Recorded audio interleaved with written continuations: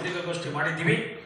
ನಂತರ ಈ ಗೃಹ ಇಲಾಖೆ ನಾವು ತಗೊಂಡ್ರೆ, ಗೃಹ ಇಲಾಖೆಗೆ ಸಂಬಂಧಪಟ್ಟಂಥ ಬಾಗಲೂರು ಪೊಲೀಸ್ ಸ್ಟೇಷನ್ನಲ್ಲಿ ಬಹಳ ಅವ್ಯವಹಾರಗಳು ನಡೀತಾ ಇದೆ.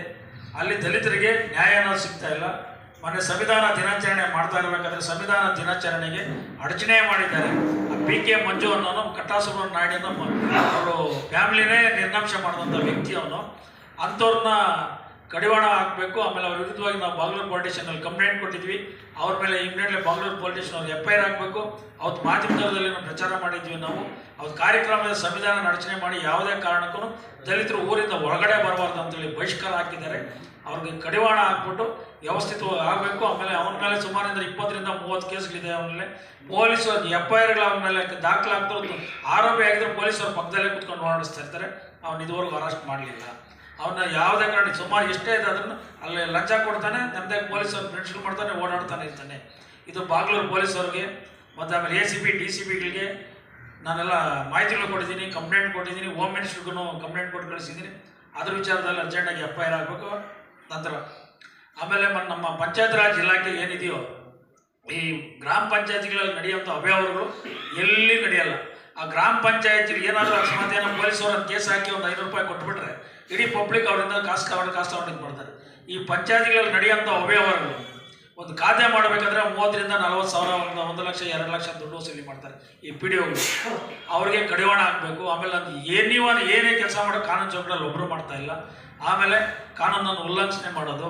ಆಮೇಲೆ ಕೆಲವು ಪಂಚಾಯತಿಗಳಲ್ಲಿ, ನಮ್ಮ ಬಂಡಗೋಡಿಯಲ್ಲಿ ಪಂಚಾಯತಿಯಲ್ಲಿ ಸುಮಾರು 2020 ರಿಂದ 25 ತನಕ ಸುಮಾರು ಅಂದರೆ ಒಂದು ವರ್ಷಕ್ಕೆ 50 ರಿಂದ 60 ಕೋಟಿ ಕಂದಾಯ ದುಡ್ಡು ಬರ್ತದೆ. ಅದನ್ನೆಲ್ಲ ಗುಳುಂ ಮಾಡಾಕ್ಬಿಡ್ತಿದ್ದಾರೆ. ಆ ಒಂದು ವಿಚಾರದಲ್ಲಿ ನಾವು ಎಷ್ಟು ಹೋರಾಟಗಳು ಮಾಡಿದ್ರು ಸಹ ವ್ಯವಸ್ಥಿತವಾಗಿ ಅದು ಹೋರಾಟಗಳಾಗ್ತಾ ಇಲ್ಲ. ತಿರುಗಿ ಬಾಗಲೂರು ಗ್ರಾಮ ಪಂಚಾಯತಿ ವ್ಯಾಪ್ತಿಯಲ್ಲಿ ನಿಷ್ಠಾವಂತ ಒಬ್ಬ PDO ಅಧಿಕಾರಿ ಇದ್ದ, ನಮ್ಮ ಗಿರೀಶ್ ಅಂತೇಳಿ. ಅವ್ರಿಗೆ ಅನಾರೋಗ್ಯದಿಂದ ಆಚೆಗಡೆ ಇದ್ದರು.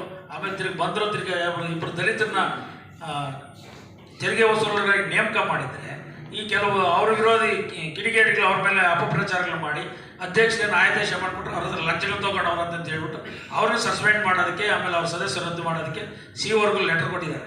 ಅದನ್ನು ರದ್ದಾಗಬೇಕು. ಮಾಡಬೇಕಾದ್ರೆ ನೀವು ಕಾನೂನು ಚೌಕಟ್ಟಲ್ಲಿ ಪರಿಶೀಲನೆ ಮಾಡಬೇಕಂತೇಳಿ ನಾನು CO ಸಾಹೇಬ್ರಿಗೆ ಹೇಳ್ತೀನಿ. ಪ್ರಿಯಾಂಕಾ ಖರ್ಗೆ ಅವ್ರಿಗೂ ನಾವು ಮಾಹಿತಿಗಳು ಕೊಟ್ಟಿದ್ದೀವಿ, ಮೆಸೇಜ್ಗಳು ಕೊಟ್ಟಿದ್ದೀವಿ. ಏನೇ ಮಾಡಬೇಕಾದ್ರೂ ಕಾನೂನು ಚೌಕಟ್ಟಲ್ಲಿ ಇದು ಮಾಡಿ, ಕಾನೂನು ಮಿತಿ ಮೀರಿ ಯಾವುದು ಮಾಡೋಕ್ಕೆ ಹೋಗ್ಬೇಡ್ರಿ. ಅಂಥ ವೇಳೆ ನಾನು ಮಾಡಬೇಕಾದ್ರೆ ಪ್ರತಿಯೊಂದು ಪಂಚಾಯತಿಗಳಲ್ಲಿ ನೀವು ಪರಿಶೀಲನೆ ಮಾಡಿ ಏನೇನು ಅನ್ಯಾಯ ಆಗ್ತಿದೆ ನೋಡ್ಬಿಟ್ಟು ಮಾಡಬೇಕನ್ನೋದು ಅದೊಂದು ನಮಗೆ ವ್ಯವಸ್ಥಿತವಾಗಿ ಇದಾಗಿರ್ತದೆ. ಆನಂತರ ಬಂದ್ಬಿಟ್ಟು ನಮ್ಮ ಸಾರಿಗೆ ಇಲಾಖೆಯಲ್ಲಿ ಇವತ್ತು ಅಂತಾರಾಷ್ಟ್ರೀಯ ವಿಮಾನ ನಿಲ್ದಾಣ ಏನೇ ಇದೆಯೋ ಆ ನಿಲ್ದಾಣದಲ್ಲಿ BMRC ಕೇಬಲ್ ಅಳವಡಿಕೆ ಮಾಡ್ತಾ ಇದ್ದಾರೆ. ಆ ಕೇಬಲ್ ಅಳವಡಿಕೆ ಮಾಡಬೇಕಾದ್ರೆ ಗ್ರಾಮ ಪಂಚಾಯತಿಯಲ್ಲಿ ಅನುಮತಿ ಪಡಿಬೇಕು. ಇವರು ಅನುಮತಿ ಪಡೆದಿರೇ ಕೆಲಸಗಳು ಮಾಡ್ತಾ ಇದ್ದಾರೆ. ಅದಕ್ಕೂ ಕಡಿವಾಣ ಹಾಕಬೇಕು. ಆಮೇಲೆ ಗ್ರಾಮ ಪಂಚಾಯತಿಗಳಲ್ಲಿ ಏನಾದರೂ ಗ್ರಾಮ ಠಾಣಾ ಜಾಗ ಇದ್ದು ನೀವೇನನ್ನ ಅಗಲೀಕರಣ ಮಾಡಬೇಕಾದ್ರೆ ದಲಿತರ ಮನೆಗಳನ್ನು ಹೊರತುಪಡಿಸಿ ಬೇರೆ ಇದು ಮಾಡ್ಕೊಬೇಕನ್ನೋದು ಒಂದು ಸುಪ್ರೀಂ ಕೋರ್ಟ್ ಆದೇಶ ಇದೆ. ಆಮೇಲೆ ಕೆಲವೊಂದು ಆದೇಶಗಳನ್ನ ಉಲ್ಲಂಘನೆ ಮಾಡ್ತಾರೆ.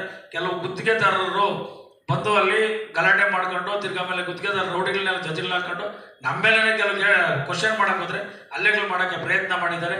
ಅದು ವಿಡಿಯೋ ಸಮೇತ ನಾನು ಕೆಲವರು ಕೊಟ್ಟಿದ್ದೀನಿ. ಪೊಲಿಟಿಷಿಯನ್ಗೂ ಮಾಹಿತಿ ಕೊಟ್ಟಿದ್ದೀನಿ. ಅವ್ರ ಮೇಲೇನು ವ್ಯವಸ್ಥಿತ ಕಾನೂನು ಚೌಕಟ್ಟಲ್ಲಿ FIR ಆಗಬೇಕು ಮತ್ತು ದೂರು ದಾಖಲಿಸಿ ಇದು ಮಾಡಬೇಕು. ಅದರಲ್ಲಿ ಮುಖ್ಯವಾಗಿ ಬಂಡಗೋಡಿಯಲ್ಲಿ BK ಮಂಜು ಅನ್ನೋನೇ ಮೊನ್ನೆ ಸಂವಿಧಾನಕ್ಕೆ ಅಡಚಣೆ ಮಾಡಿ ಇದು ಮಾಡಿದ್ದಾನೆ. ಅವನ ಮೇಲೆ ಕೇಸ್ಗಳಿರೋದ್ರಿಂದ ಅವನ್ನ ಗಡಿಪಾರು ಮಾಡೋಕ್ಕೆ ಮುಂದೆ ಜಿಲ್ಲಾಧಿಕಾರಿಗಳು, ಪೊಲೀಸ್ ಅಧಿಕಾರಿಗಳು ಲೆಟರ್ ಬರೆದು ಅವನ್ನ ಗಡಿಪಾರು ಮಾಡಿಸಿ ಊರಿನಲ್ಲಿ ಸಮಾಧಾನ ಇರೋಕ್ಕೆ ವ್ಯವಸ್ಥೆ ಮಾಡಬೇಕಂತ ಹೇಳ್ಕೊತಿದ್ದೀವಿ. ನಂತರ ಈ ಸಾರಿಗೆ ಇಲಾಖೆ ತಿಳ್ಕೊಂಡ್ರೆ ಸಾರಿಗೆ ಇಲಾಖೆಯಲ್ಲಿ ಭಾಳ ಅವ್ಯವಸ್ಥೆಗಳಾಗಿದೆ. ಆಮೇಲೆ ಸರಿಯಾದ ಸಮಯಕ್ಕೆ ಬಸ್ಗಳು ಹೋಗಲ್ಲ, ಭಾಳ ಅನ್ಯಾಯ ಆಗ್ತಾ ಇದೆ. ಇವತ್ತು ನಮ್ಮ ದಲಿತರ ಹಣವನ್ನು SCB TSB ಹಣವನ್ನು ತಗೊಂಡು ಗ್ಯಾರಂಟಿ ಕಾರ್ಡ್ಗಳು ಕೊಟ್ಬಿಟ್ಟು ಆ ದಲಿತರು ಇಂಥವ್ರೆ ಅನ್ನೋದು ಗುರ್ಸಾಕು ಅವರು ಆಗಲ್ಲ. ಇದೆಲ್ಲ ಅನ್ಯಾಯಗಳಾಗ್ತಾ ಇದೆ. ದಯವಿಟ್ಟು ಇದ್ರ ವಿರುದ್ಧವಾಗಿ ನಾವು ಪ್ರಚಾರ ಮಾಡ್ತಾ ಇದ್ದೀವಿ. ಈ ಒಂದು ಪ್ರಚಾರಕ್ಕೆ ತಮ್ಮೆಲ್ಲರ ವಿಚಾರನ ಬಹಿರಂಗಪಡಿಸಿ ನಮಗೆ ಅತಿ ಶೀಘ್ರದಲ್ಲೇ ನ್ಯಾಯ ಸಿಗಬೇಕಂತ ಕೇಳ್ಕೊತೀವಿ. ನಾವು ಇದೇ ವಿಚಾರನ ನಾವು 10ನೇ ತಾರೀಕು ಫ್ರೀಡಮ್ ಪಾರ್ಕ್ನಲ್ಲಿ ಹೋರಾಟ ಹಮ್ಮಿಕೊಂಡಿದ್ದೀವಿ.